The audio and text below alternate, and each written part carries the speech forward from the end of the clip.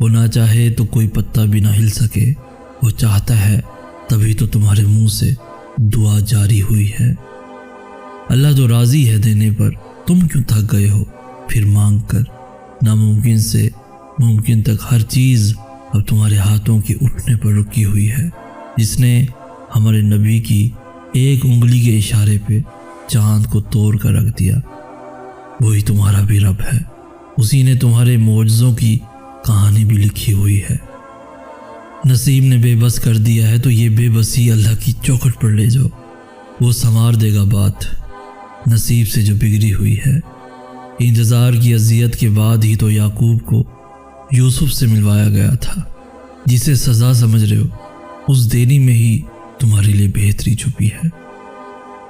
अल्लाह की कुदरत तुम्हारी नामुमकिन दुआओं से बहुत बड़ी है। कबूलियत की हर डोर तुम्हारे मांग